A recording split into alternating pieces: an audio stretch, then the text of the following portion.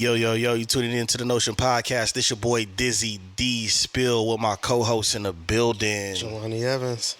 Man, how you feeling, bro? I'm good, I feel like you're doing good, man. I like the color. I like the color scheme and the concept of the kicks. I don't know if you can show the kicks in the camera, but Can I see that? yeah, there they go. They go crazy. Yeah.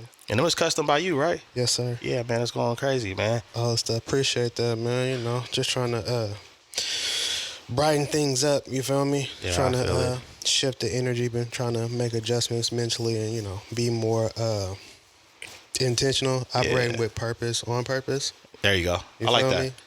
Operate with purpose on purpose. I feel that. Yes, sir. I see you pulled out some patchwork Air Max 1s today. These old things, man. Yeah, okay. These old things right here. Yeah, okay. Yeah, man, they just, it's been a long time coming trying to find the right time to pull kicks out, you know what I'm saying? So, Yeah. I don't care. I'm pulling stuff out like every day now. Yeah, man, I be having the urge to, but it's it could be challenging at times. I've been working a whole lot, so it does feel great to actually, bust some kicks out. Can't pull no forces out at the job. Nah, man, not unless they black ones. It gets grimy. It gets shady, man. How you doing though, man? I'm good, man. I'm taking my time with trying to execute some things, but you know how it goes, bro. There's always hiccups with things that you have planned. There's always improvising that you have to do, and there's always a lot of times you got to practice patience. Yeah. Even when you feel like you shouldn't have to. That's the hardest part for me.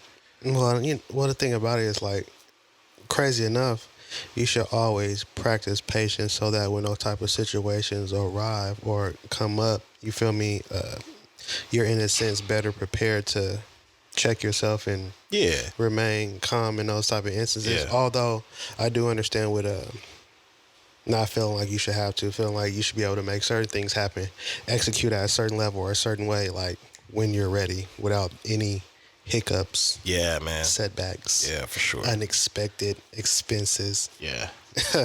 I really want a custom pair now. Anyway, we're going to talk about that later, bro. I'm just looking, like, in real time, bro, looking at, like, the craftsmanship of the kicks, bro. I'm sorry if y'all, you can't be a part of this conversation, but you know what I mean? Me and this guy, this is the only time we get to see each other when we working because we both working. You know what I mean? Some of y'all understand it, some of y'all don't. Facts. You know what I mean? But yeah, bro, the craftsmanship is crazy. You should do it. Whenever you're ready. Oh, I'm ready. I just gotta, I'm you know what I mean? Because it's like I do not like campaign customs, but no, a lot of people are not worthy yet. You know what I'm saying? Everybody can't wield the Thor hammer. there's like you know a short list of people that I have okayed customs for. Yeah, I'm on like 3 of those slots, so it's real. Actually, I got some other stuff going on. I'm gonna tell you, but I'm not gonna disclose it. Yeah, for sure. To these people, Yeah, y'all cool, but y'all cool. y'all You ain't know what I'm that saying? We cool. got love for y'all, but yeah, man. Can't know everything. Yeah, not everything, man. You're gonna take the excitement out of stuff. But yeah, man, getting into these topics, let's just get into it, man. I know you did your homework, I did my homework. It's been real hot. Dr. Umar on what is the name of that podcast? Forgive me.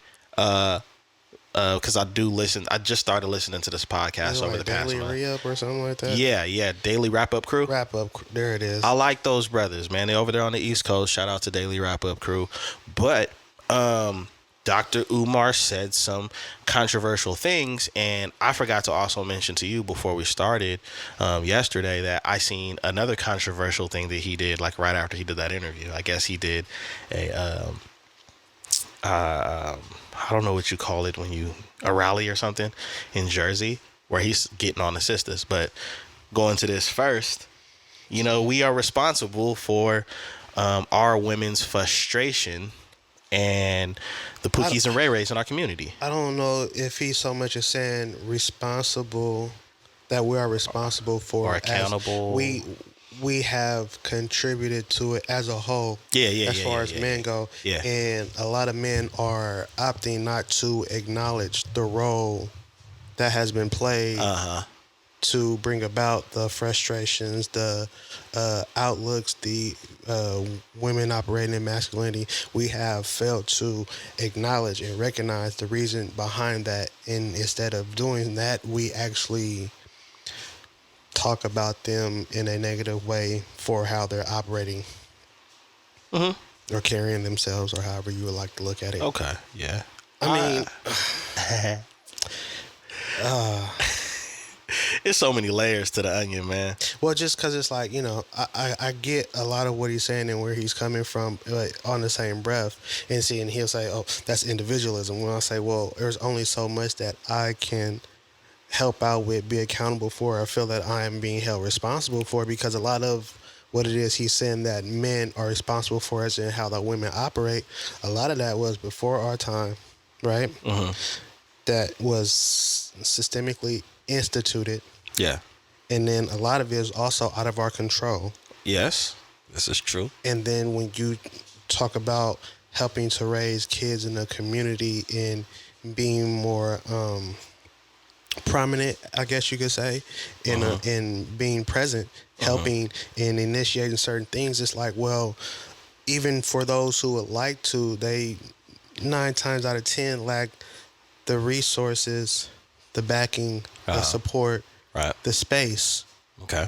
Right? Right. Because I mean, I know a couple of different institutes and people who are looking to implement certain things and make certain things happen to kind of retroact what has been going on systemically for years in the Black household. Yeah.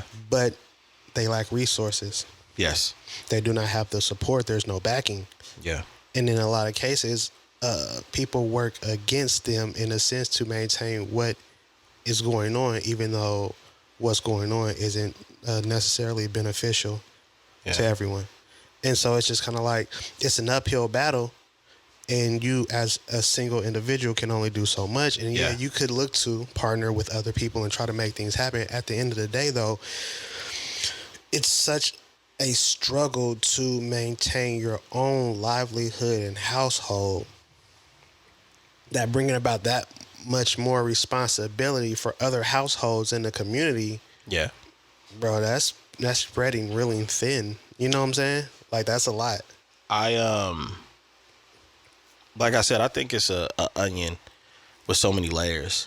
And I think that a lot of what we deal with and what we continue to deal with is the aftermath of what was before, what was previous.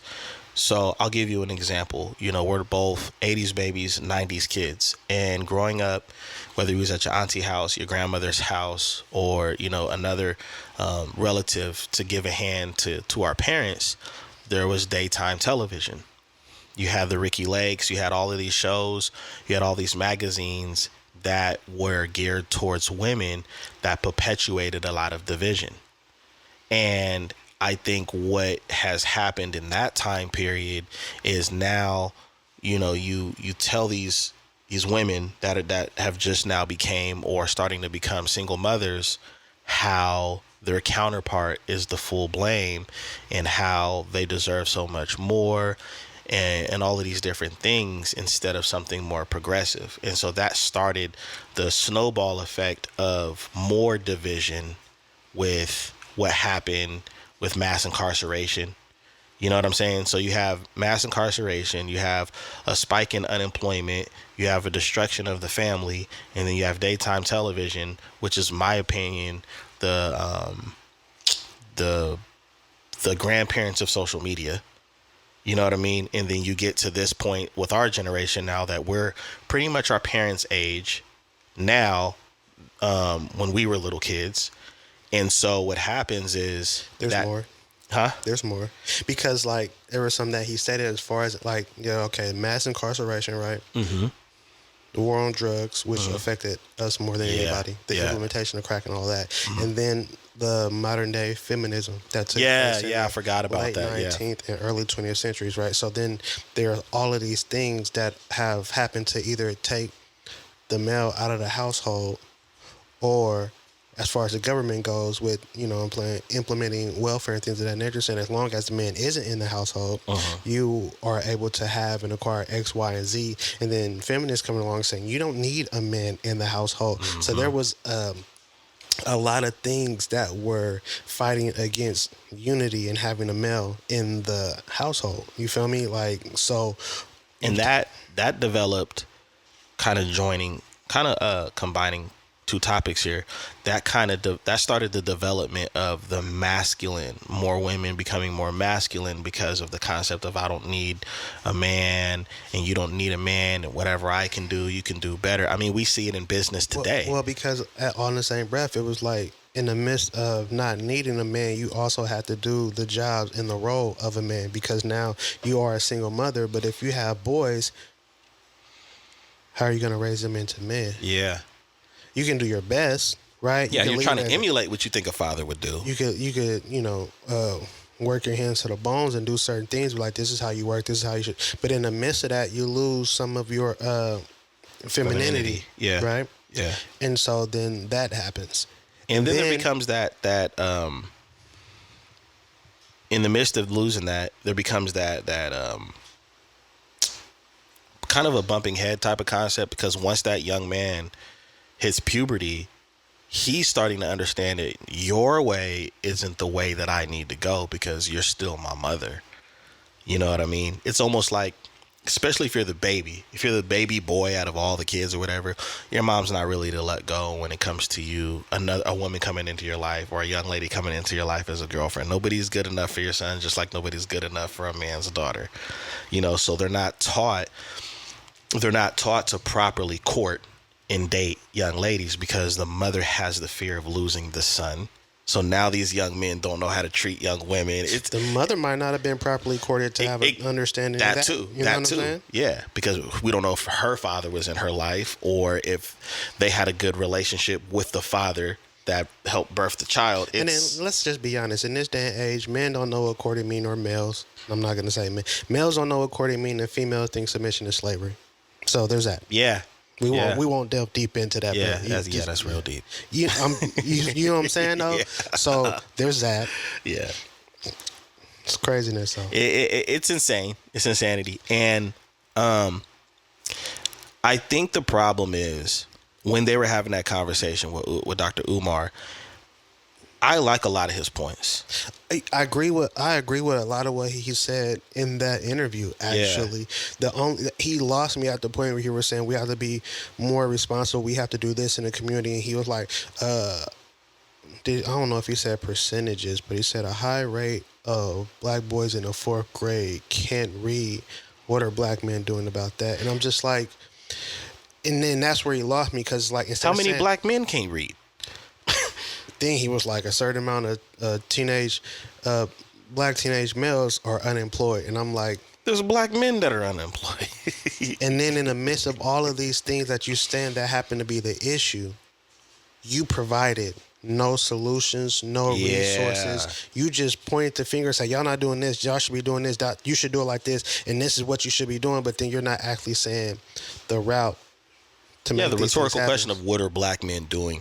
Because I also heard him say in that rally that he had after, where it was like, if you want black women to respect black men, you have to take over your neighborhoods and your communities and start leading those neighborhoods and those communities.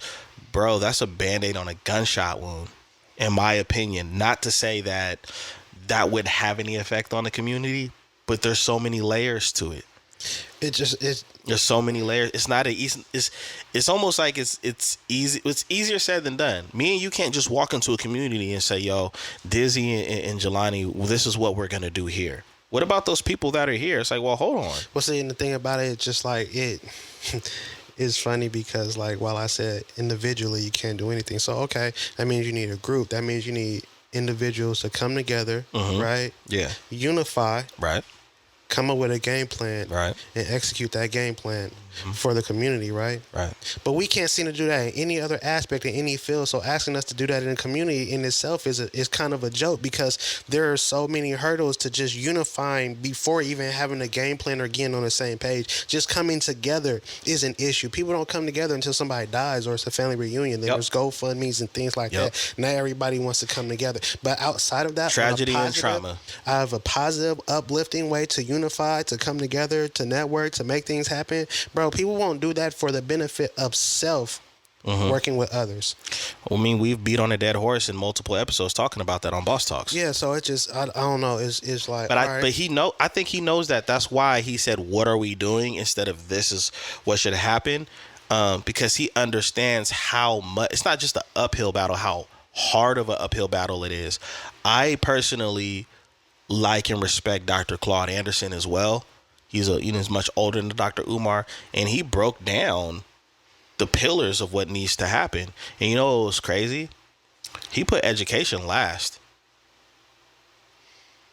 That shocked me, because we have been taught, told, and programmed to get an education, get an education, but see, get an the thing education. about it is, like, we've been getting an education that is not beneficial to us. Exactly. Get an education that will not help us get further. Get an education and chase degrees and diplomas and things that will put us in debt and further away from our financial that's what I was goals going to get at too. And aspirations. Right. So, and the thing about it is, like, I feel like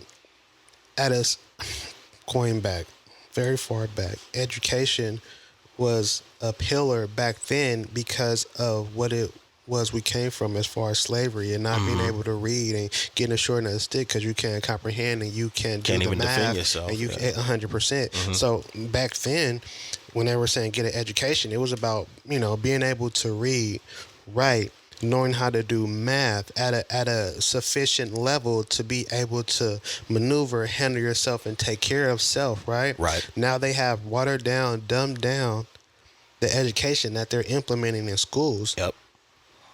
And so now that education doesn't hold the same weight. That's why there are fourth grade boys who can't read, because are they teaching and implementing the reading the way that they are supposed to? Yeah. I mean, the curriculum always changed. I know for out here in California, the curriculum has changed so much from when you and I have been in school to even people younger than us that have been in school. It continues to change. Bro, I remember I was doing volunteer work, and I was working at a community center where we were doing homework and everything, and it was like the way that I did math as opposed to how they're doing math now. How they're doing math now is unbelievably difficult for no reason. It was hard to say that. It's unbelievably difficult for no reason, bro. That word's whooping my ass today. Unbelievably difficult. Yeah, it makes no sense. Basically, it doesn't. Like even Mr. Incredible was mad. He said, "Why are they changing math? Math is math." Like they had this box and like things, and you do this plus this, whoop de whoop to get this, and I'm just like, but why don't you just do this plus this or divide it by what's up with all the extra steps to come up to the same conclusion? Not only that, but we're in the real world, right? 100%. And in the real world, when you go get your oil changed, when you go buy groceries, when you have a transaction at the bank, none of this applies. Bro, none of this applies. I don't ever remember using the Pythagorean theorem in real life. Oh, dude, don't get me started on how many things we've learned in school that we don't use. It just I don't know. It was. And that's even our generation. So I can't imagine with the youngsters. What they've implemented now to make it seem like they're actually teaching them when in especially reality, with everything, probably like setting them up for with failure. everything going digital too. You know what I'm saying? So you're doing half of the work. But I will say something about the word education. The problem that I have, and the thing that I feel like was miscommunicated about the word education, is that is a very broad word, but it was narrowed down with the intention of it being reading, writing, arithmetic, and whatever. Education to us, what we, like our ancestors, that people didn't realize was if you were a blacksmith, if you knew carpentry, you have to be educated in those fields as well. And it's amazing that when we think of education, we automatically think school, being a scholar. Well, because on the same breath, those things that you're talking about, well, you need to be educated to operate in those areas, you also need to have a trade and have studied that, right? Right. And so those are looked at as trades, and are no longer teaching trades in school. There's no more metalworks. There's no woodworks. There's a lot of things that they have taken out. Yeah, because they figured I can make a profit off of this if we teach it and charge $17,000 to $20,000 for 6 to 8 months rather than give it to them for free in school. We making money. And not just that, because they've devalued the industry as far as the industrial aspect of things. You feel me? Warehouses and things of that nature, and plus a lot of stuff's overseas now. Yeah, they can get it for the low. They can get all that work done for the low instead of paying their own. Yeah. Teaching somebody a trade will give them some type of independence to be able to operate and make a living for themselves without having to go through all the hurdles of higher education. Exactly. So, do you see the layers? No, I do.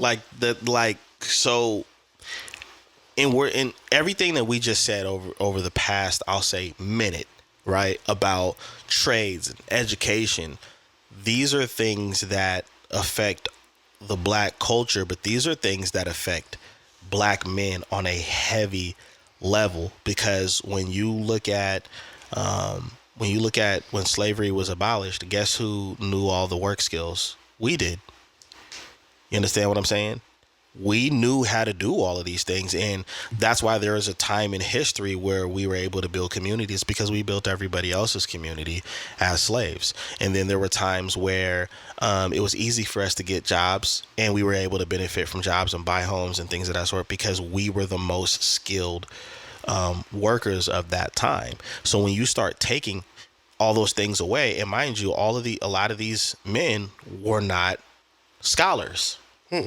They worked with their hands, and they knew techniques and skills. So when you take all that away, and then you add in drugs, and then the war on drugs, and then things like the 3 strikes that happened heavy in the night. Now, where all these people are locked up, all these people that do have skill. That's why it's funny, if you ever watch prison documentaries, how talented a lot of the prisoners are and stuff that they can create in those walls.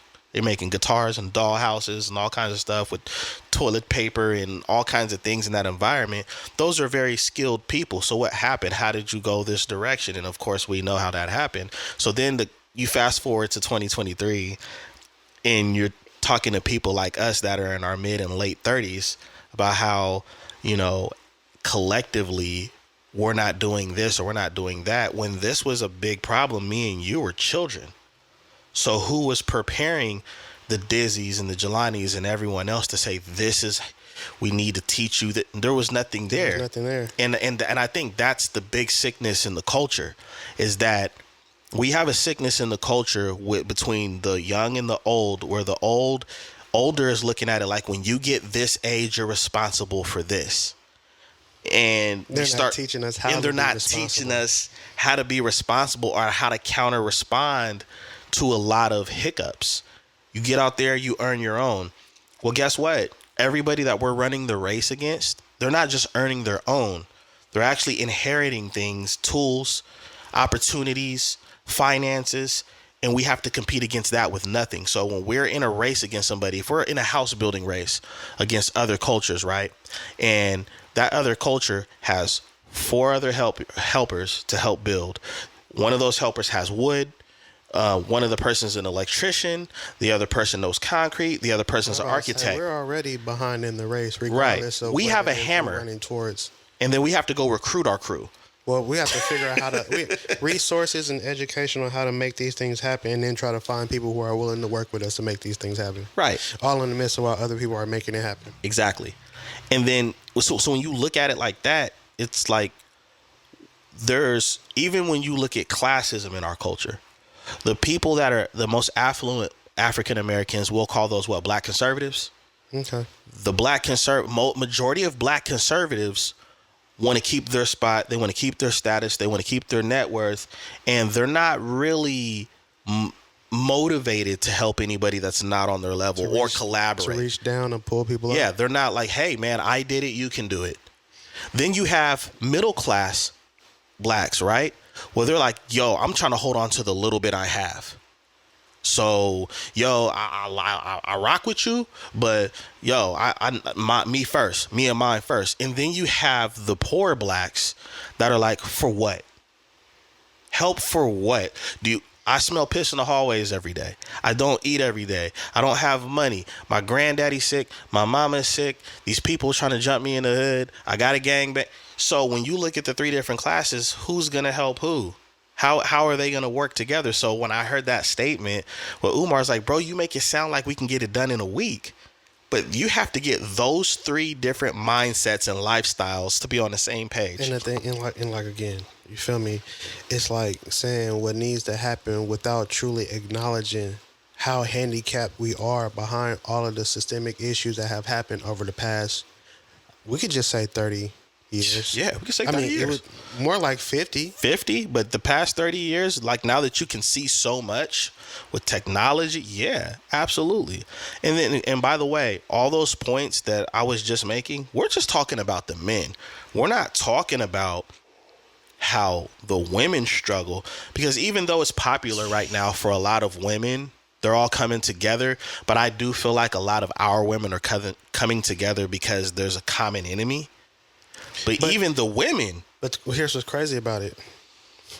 We're the common enemy. Yeah. We're two sides of the same coin, but we're the common enemy. Because that's what has been painted. Yeah.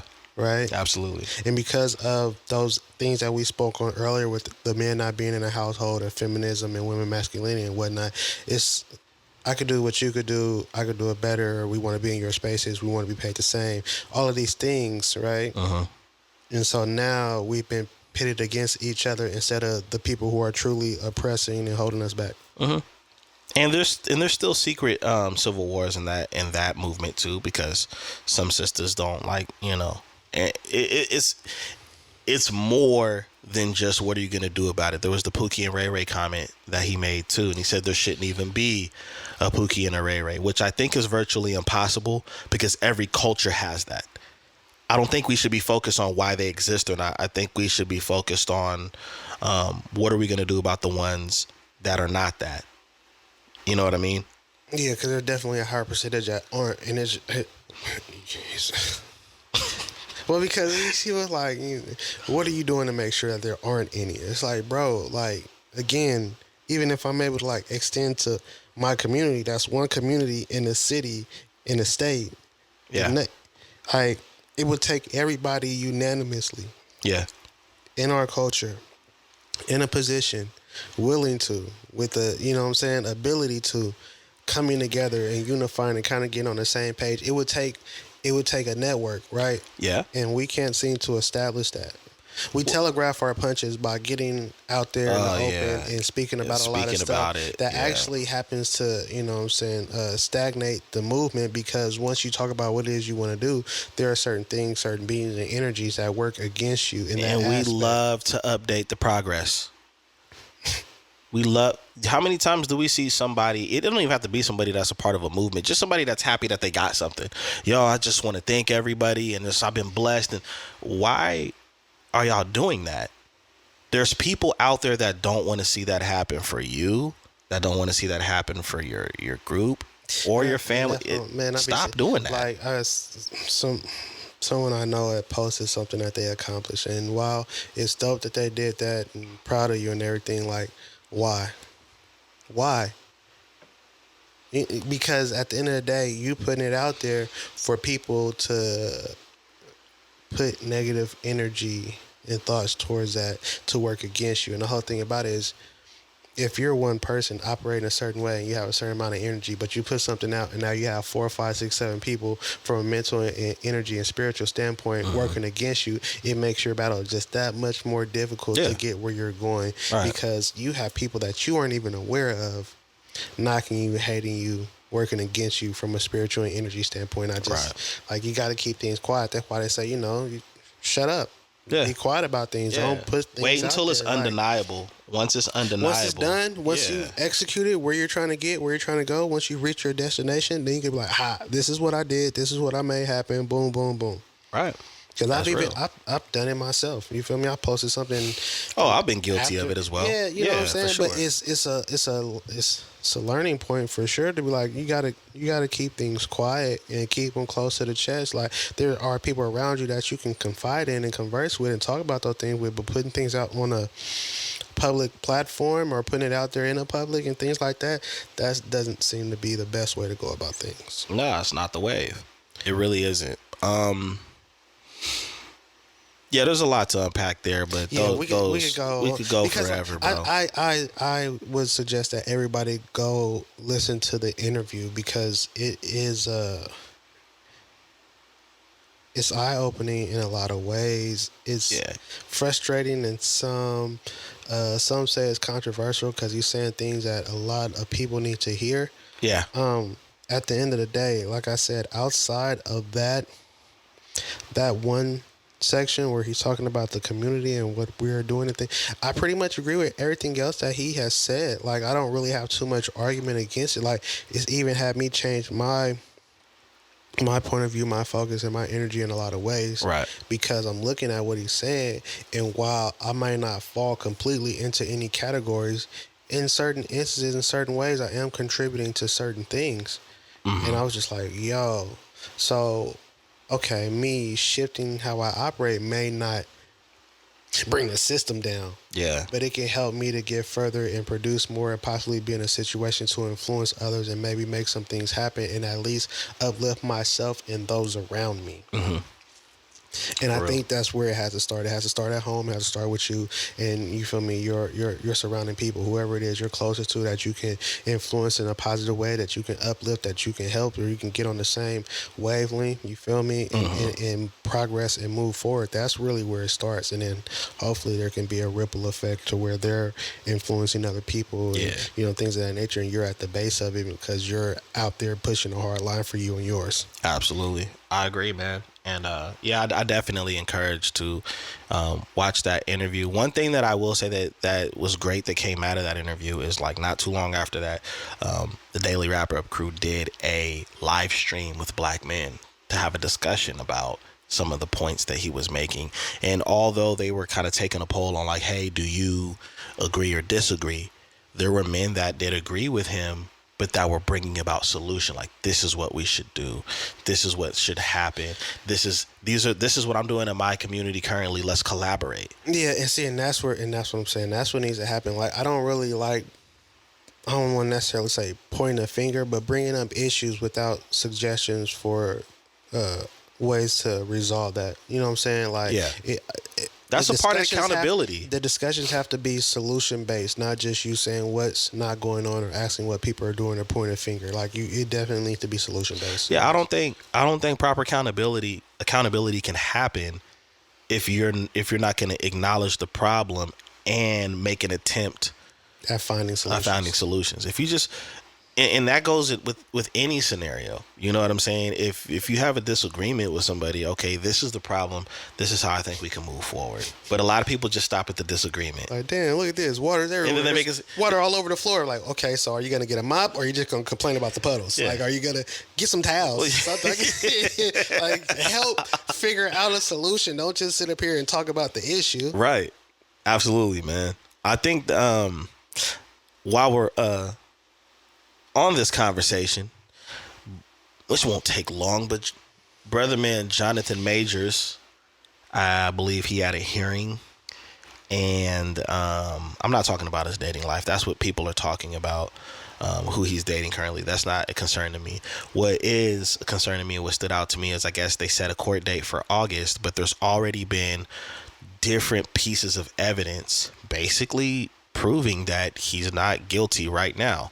Now, although the courts ain't saying that, but there's a lot of compelling evidence towards like this is clearly a whack job situation. Well, it's so crazy. He's supposed to be innocent until proven guilty, but he's been treated like he's guilty, and I think that has to do mainly to the color of his skin and the position he has as far as in entertainment.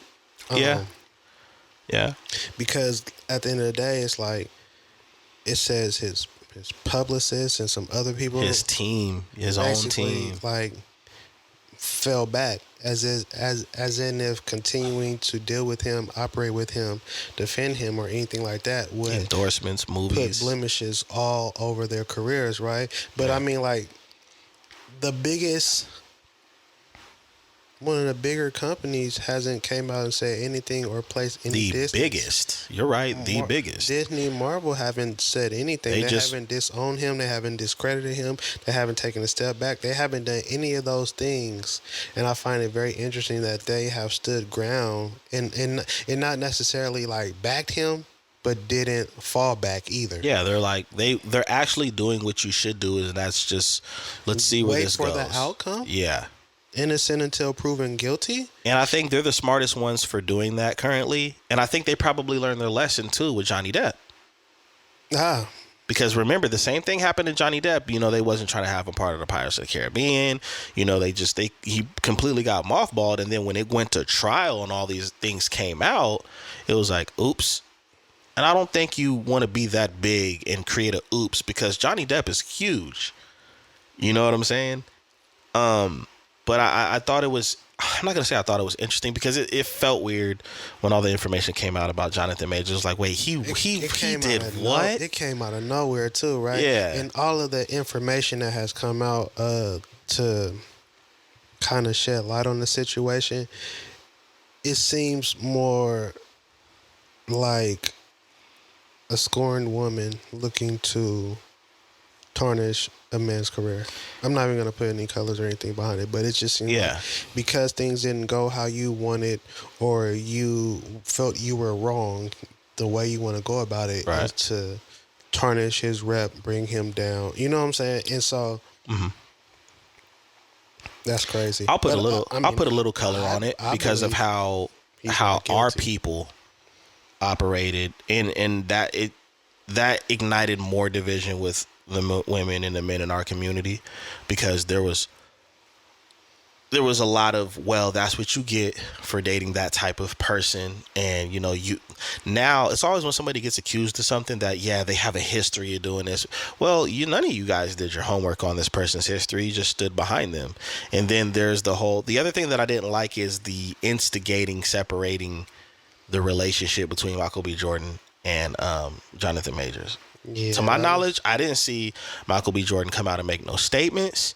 But there's like, look, he's already pulling away from him and this, that, and the other. And it's really interesting because now you see how friendships do end. Not to say that theirs has, but that the outside energies and entities instigating the situation. Unacceptable. You know what I mean? And it was by our own outlets. Like, yeah, of course. And it's like, that's crazy, because you guys talk all the noise in the world about how our image is being torn down on other outlets, on other platforms with people that don't look like us and don't understand us. And then you turn around and you do it, and you do it on a worse level. And guess what? You're predominantly your audience is what? People that look like us. So it's crazy. We're always the quickest to jump to conclusions and instigate, and you know what I'm saying, our worst enemy. Kind of operate off of how you feel instead of what the facts are. Yeah, because you have some you might have an anecdotal experience that looks similar to that, so you're automatically going to pick a side without having all the facts. That's wild. And it's never worked for us, obviously, because if it did, then we would see more progress, right?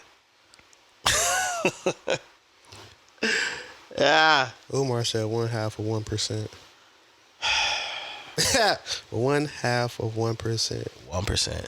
Zero progress. Who's paying attention? Who's paying attention to those numbers when we have these conversations? Man, that's 1/2 of 1%, which is the same that we had when slavery ended. So he said zero progress, bro, and that blew my mind because he's right. I think this might be controversial. I think that the history that keeps getting repeated about where we came from, why we went through the things we went through, a lot of us that care about our community know a great deal of information. We may not have all the numbers, but we know a great deal of the information. I sometimes feel like that information is for those that may not be aware that are in our culture, because maybe they had a better upbringing, and maybe they had family members that didn't want to teach that because they wanted them to move through the world blind. But I think that sometimes is part of our problem. I don't think critical race theory or anything like that should be snatched out of the education system, because that's a part of American history. Whether you like it or not, whether you are tired of feeling like your ancestors are guilty, if you and your family are operating off of the blood money, you do need to know that. You know what I'm saying? But I think we need to have more conversations, more meetings, and more collaborations, and more think tanks on how to put these fires out. Because I think it's going to take double the time that we went through the things that it is to get to the next level. Slavery was what, over 400, 500 years? It just might take us that long to recover here in this country. It might. Or only because the progress will be slow because of the things we stated earlier, as far as in unity, coming together and making things happen. Because on the same breath, it could be sped up if there was a unanimous understanding. Right? And our meetings were quiet? Yeah, well, they would have to be for us to be able to come together and have, because we need to have them in safe spaces that are uninterrupted. You see what I'm saying? Absolutely. And allow us the time to get out our frustrations, come to an understanding, get on one accord, and then develop a plan to move forward as a whole. Right. I agree with that. Can't argue against that. Nah, because if you do, you're one of them. So, heading to the sewer. Aw, man. I got white shoes on. Cardi B's comments. Ew, who cares? Who cares? She's a rapper. Chris Paul went to the Warriors, y'all. No, just man, that mother. No, but there was something that that triggered me about the Cardi B. You just triggered me. Conversation. And I'm gonna be honest, it turned into not just being about Cardi B, because I listened to some commentary about the Breakfast Club, and I'm really, really disappointed of how I'm feeling. They have gone. Yeah, man. Like, with all of the work that they put in, and some of the creativity with how they ran their platform, I just I don't feel it. I'm not feeling it. It's getting ratchet. Well, yeah, you got Jess with the mess on there. Yeah, and I think that what my issue is that Jess Hilarious actually agreed a little bit with the. Well, actually, let's go ahead and start where.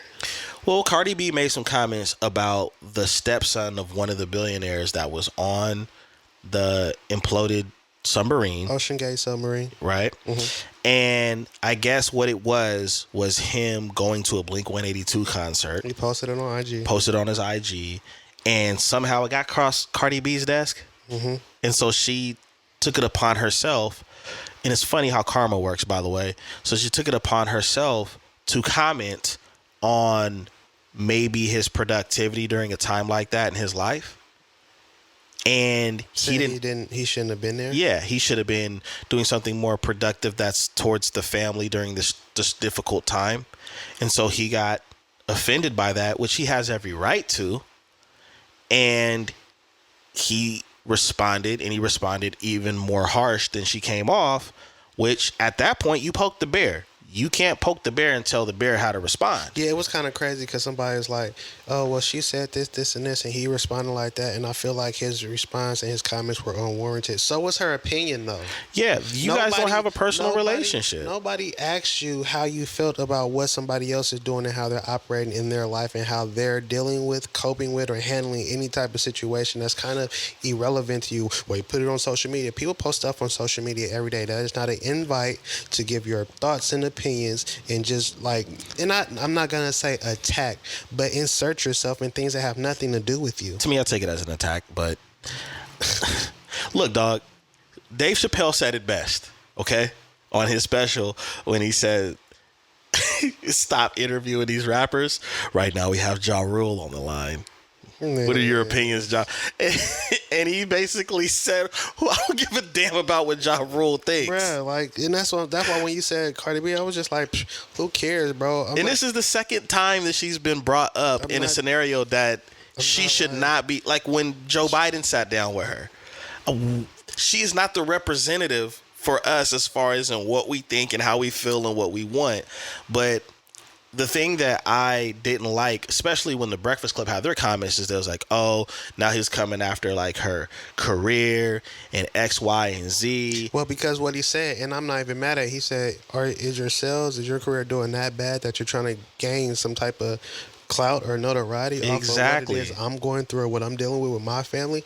I mean, mind your business. All right, you seen that he posted something you don't agree with. Okay, just because you don't agree with it don't mean that you got to make comments or put anything out in the public. You're not his publicist. You're not his friend. You're not close to him. You don't even know this man. I'm going to keep it a bean with you, bro. I feel like if you really, that's not what it looks like if you're really concerned, because she could have easily slid a DM to him and say, hey, I know we don't know each other or whatever, but take it from somebody that's an entertainer and people getting the wrong idea about some of the decisions you make or whatever when the spotlight is on you, then maybe, I would encourage you to do A, B, and C. Maybe that's your way of coping with it, but I just know how things look and how people try to attack you with every little move you make. But no, that's why I feel like her intentions was clout. I'm agreeing with homeboy. I feel like your intention, when you do something publicly, like that, instead of addressing somebody privately, hey, I think it's clout, because you could have easily went to that person and had a conversation. Now, if somebody addresses you publicly and you want to respond publicly, which is what he did, then it's fair game. So I don't really knock dude. And I feel like Breakfast Club was being biased because they have an opinion in a whatever appreciation they have for Cardi B. But but it's funny how what I was gonna say is the karma aspect, bro.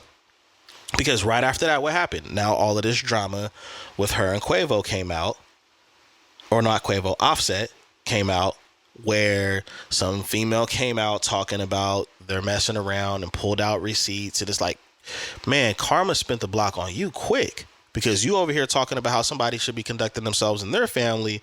And then look, now your dude is on the media again with, some girl that done came out talking about they've been messing around and this, that, and the other. And guess what she's doing? Trying to defend herself. Hold on, I'm going to IG to comment on your page. I don't think. To me, I looked at that as karma. Not that that's what you get, but it's like, this is why you got to sit down and just stay quiet about how somebody's doing their business with their family, their business or whatever, because just that quick, now the spotlight is on you. For the wrong reasons. Womp, womp. What are we doing here? I don't. Laughing. That was immature. No, it wasn't. It was warranted. Yeah. And funny. But I mean, like, dude, that's just a whole big mess, man. And I am getting burnt out of certain people being the ambassador or the representative to have conversations about anything critical in somebody's life or as a culture. Like, I'm getting burnt out of that. I'm getting burnt out of so many individuals feeling the need to publicly give their opinions on how people operate just because they post on social media. If you like it, then like it. If you don't like it, then don't double tap it and disagree with it and move on. Why do you have to be vocal about how you feel about not liking something, especially when nobody asks? I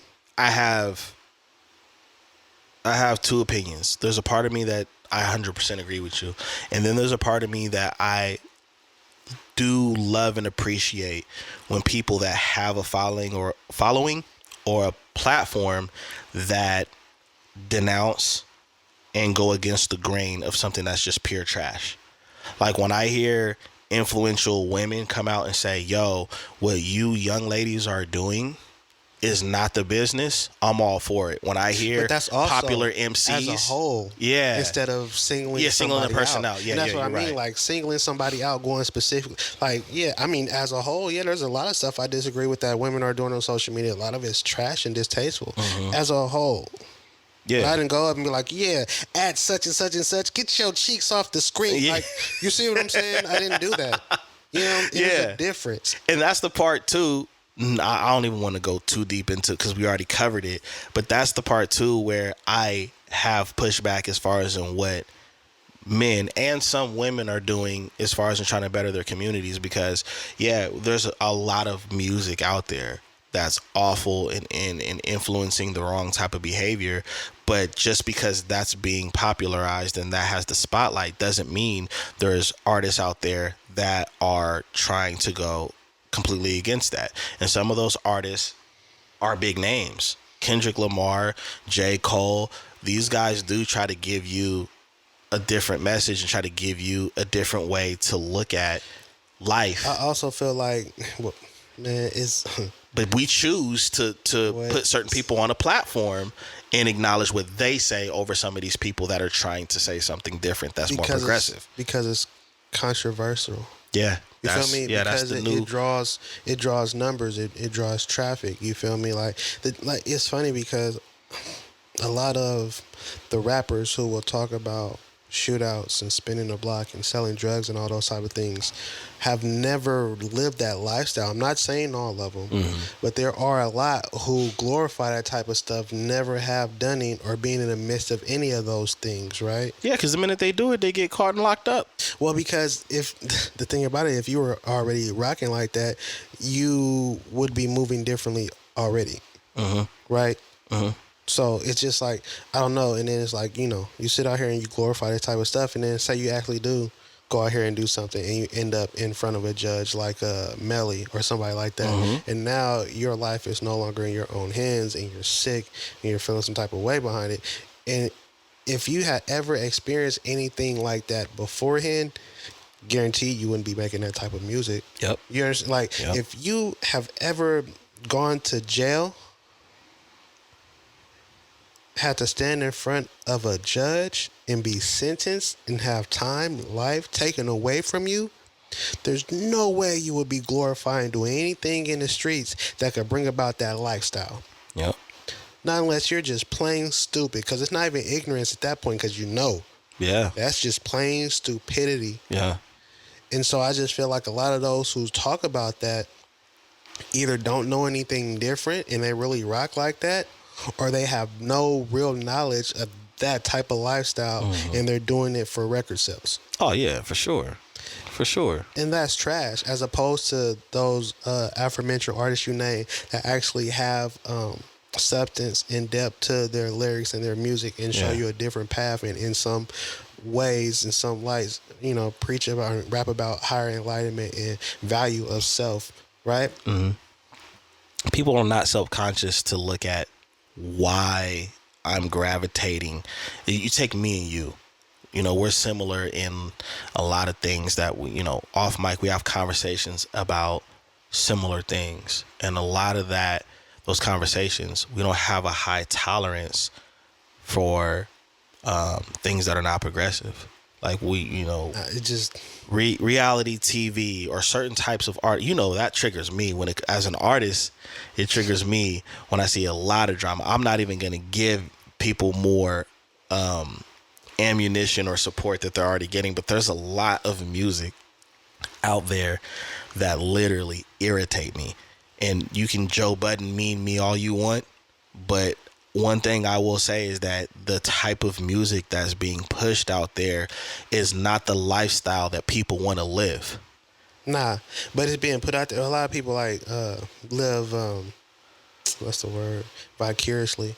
Yeah. Through music. Yeah. Right. And then there's certain things that they can't do, they won't do, but they'll listen to the music and glorify that type of imagery, that type of lifestyle.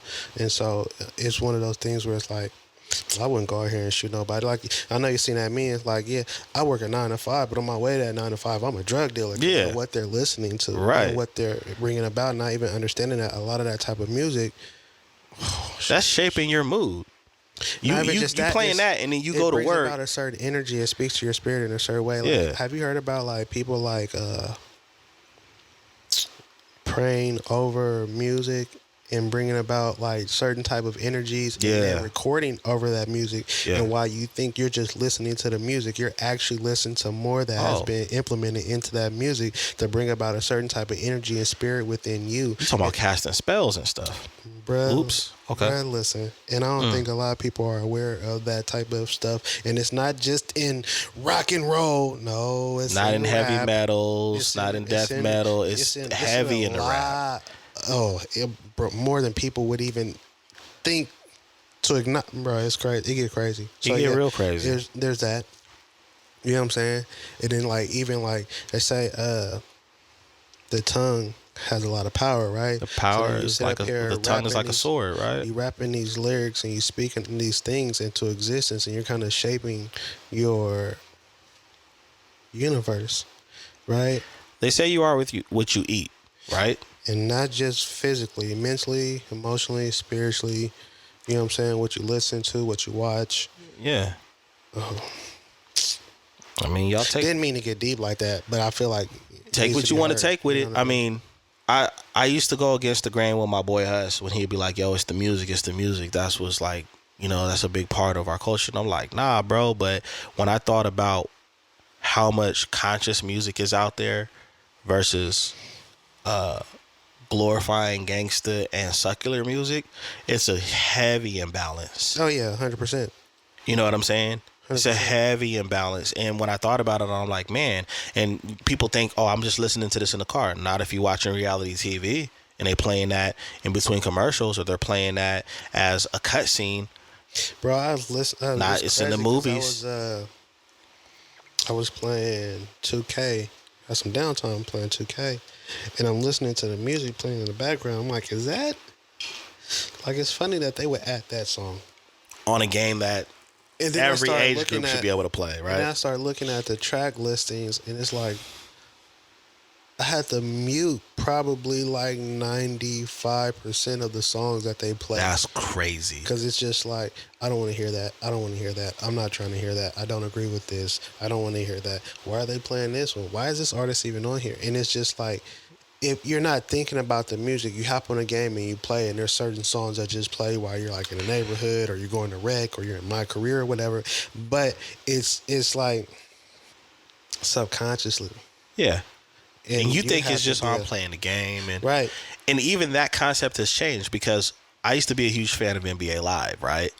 And NBA, and back in those days, they would get the most popular artists to rap about hoop. Yep. The songs were about hoop.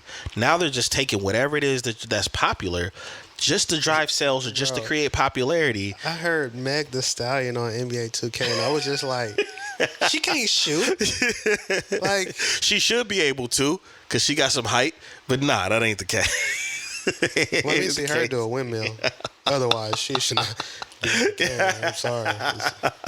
But yeah, that just shows, that's just a perfect example of like the transition of how it used to be, because it made more sense back then.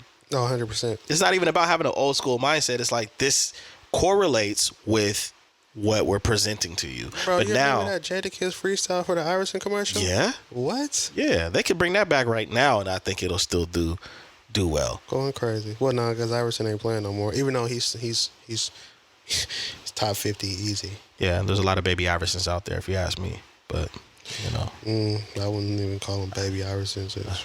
Off the family tree, very low branch. Wannabes. Low branch on the family tree. You ain't even got the whole. You ain't got. But that man influenced the NBA though. No, 100%. The NBA looks the way it looks because of Allen Iverson. Yeah, no. Shout out to AI.